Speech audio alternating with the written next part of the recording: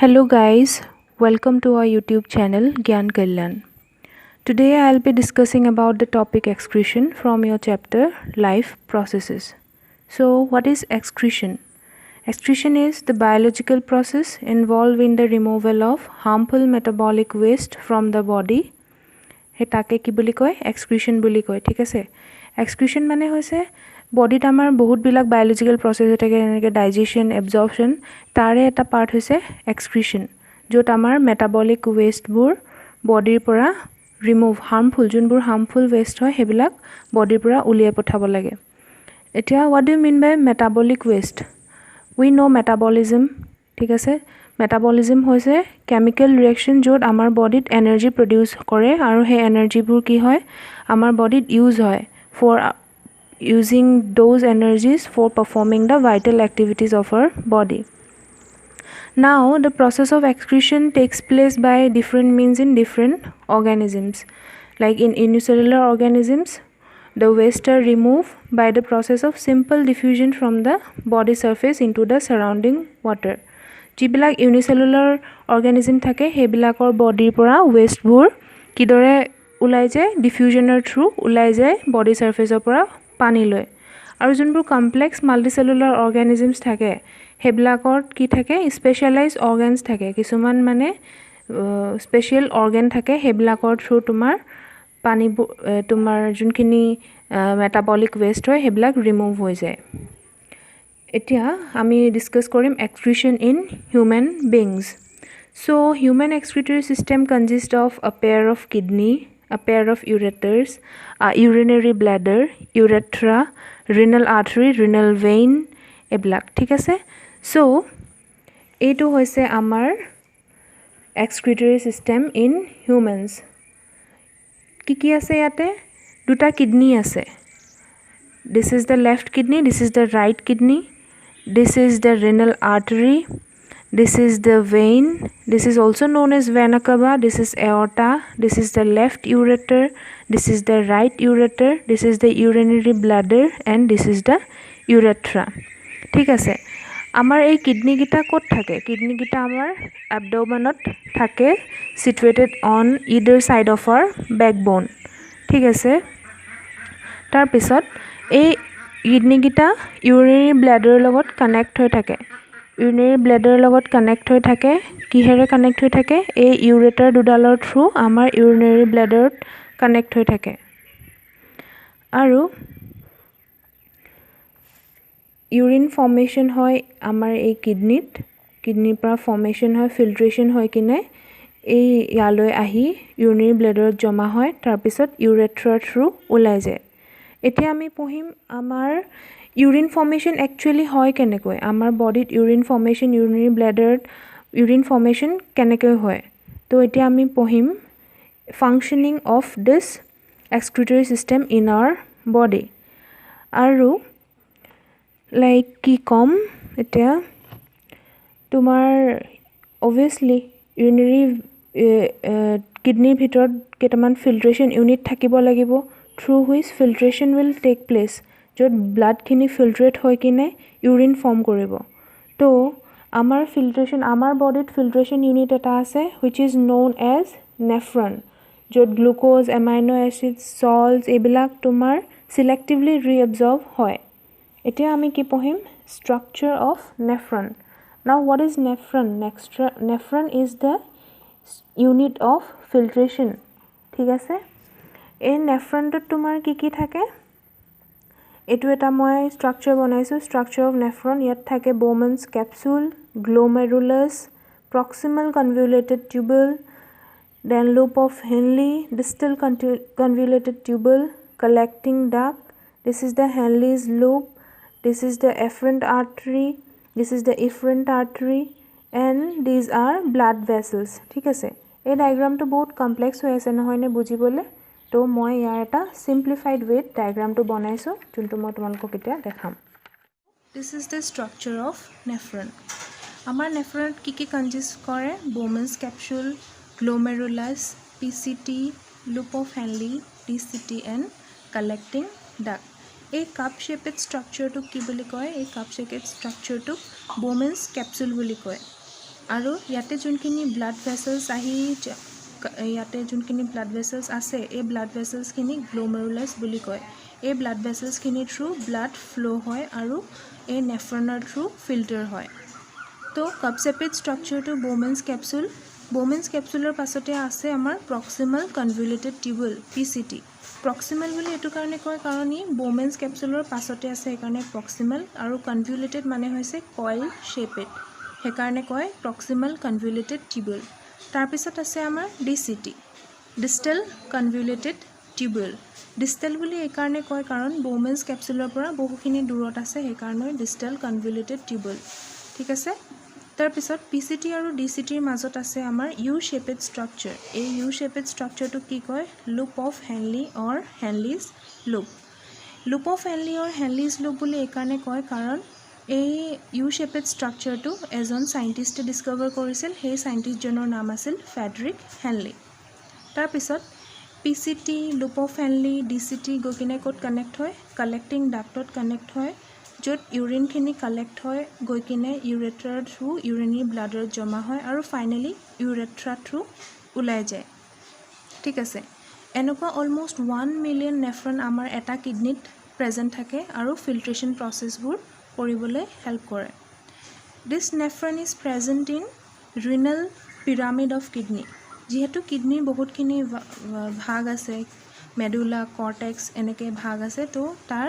ৰিনাল পিৰামিডত এই নেফ্ৰনটো প্ৰেজেন্ট থাকে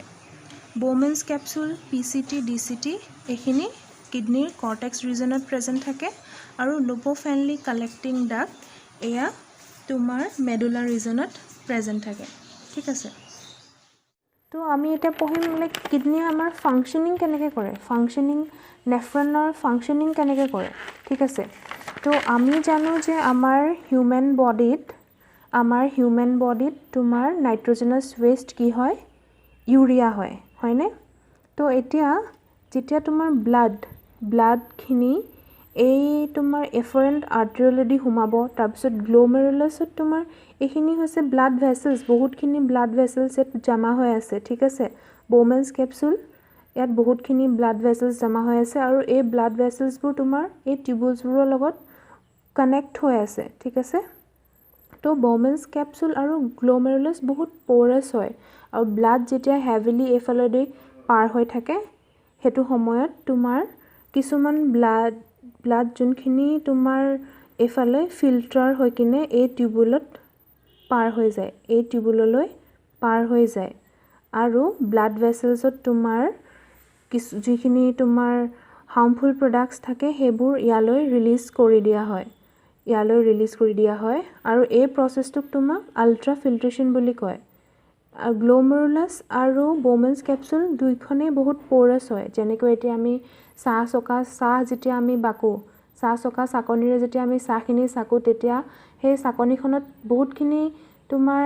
কি বুলি কম চাহপাত ৰৈ যায় নহয় জানো ঠিক তেনেকৈ যিমানখিনি পাৰ হৈ আহে ইয়ালৈ গুচি আহে আৰু থকাখিনি ব্লাড ভেসেলছত থাকি কিনে এফালে মুভ হৈ গৈ থাকে আৰু তোমাৰ আল্ট্ৰা ফিল্ট্ৰেশ্যনত কি হয় আল্ট্ৰা ফিল্ট্ৰেশ্যনত তোমাৰ গ্লুকোজ এমাইনো এচিডছ ইউৰিয়া এইবিলাক বহুত সোনকালে মানে এফালে পাৰ হৈ গুচি আহে কিন্তু লাৰ্জ মলিকুল যোনবোৰ ব্লাড ভেসেলছ প্ৰটিনছ এইবিলাক ব্লাডতে ৰিমেইন হৈ থাকে সেইবিলাক লাৰ্জ মলিকুলছ ঠিক আছে এইডোখৰত তোমাৰ আল্ট্ৰা ফিল্ট্ৰেশ্যন প্ৰসেছটো পাৰফৰ্ম হয় তাৰপিছত এয়া আমি আহিলোঁ ইয়ালৈ তোমাৰ proximal convoluted tubule এটো proximal convoluted টিউবুলত তোমাৰ কি হয় সিলেক্টিভ ৰিএবজৰ্পশ্যন হয় ইয়াত সিলেক্টিভ ৰিএবজৰ্পশ্যন হয় ঠিক আছে এই পাৰ্টটোত তোমাৰ যিখিনি আমাৰ লাৰ্জ মলিকুলছ আহে ব্লাড প্ৰটিনছ এইবিলাক আহে তো তাত মাইক্ৰোভিলি প্ৰেজেন্ট থাকে proximal convoluted টিউবুলত মাইক্ৰোভিলি প্ৰেজেন্ট থাকে which helps in absorption ঠিক আছে absorption of glucose amino acids এইবিলাক বহুত সোনকালে এইবিলাকত এবজৰ্ব হৈ যায় ঠিক আছে